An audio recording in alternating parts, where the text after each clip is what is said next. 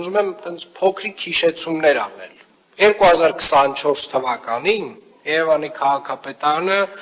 մանկապարտեզներում աշխատակիցների աշխատավարձերը բարձրացրել է 15-ից 31%-ով 2024 թվականին։ Այդ տարի նախընտրական էր, ոնց որ չէ։ 2025 թվականին գրադարանների աշխատակիցների աշխատավարձերը բարձրացրել է 15%-ով։ Նախորդ տարի նույնպես ոնց որ նախընտրական չէր, չէ՞։ Երաժշտական եւ արվեստի դպրոցների աշխատակիցների աշխատավարձը բարձրացրել է։ Մեր մշակութային կենտրոնների, մարզադպրոցների աշխատակիցների աշխատավարձերը նախորդ տարի 30%-ով բարձրացրել է եւ թանգարանների աշխատակիցների աշխատավարձերը ու նաեւ թատրոնների աշխատակիցների աշխատավարձերը բարձրացրել է նախորդ տարի, որ կրկնեմ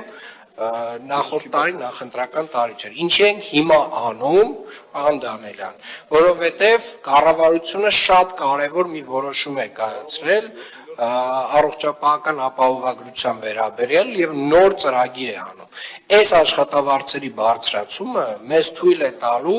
շատ եւ շատ մեր մանկապարտեզների աշխատակիցների 200,000 դրամի շեմը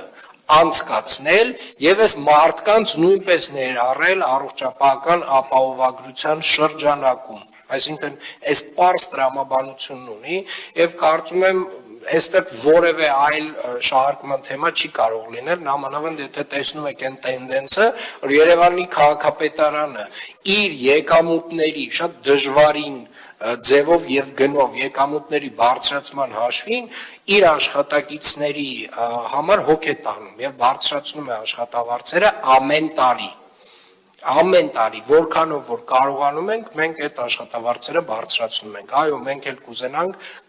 էլ ավելի շատ բարձրացնենք, բայց ուզում եմ ֆիքսենք, որ սա այտենց հստակ տենդենս է, մենք ամեն տարի այս իրականացրել ենք։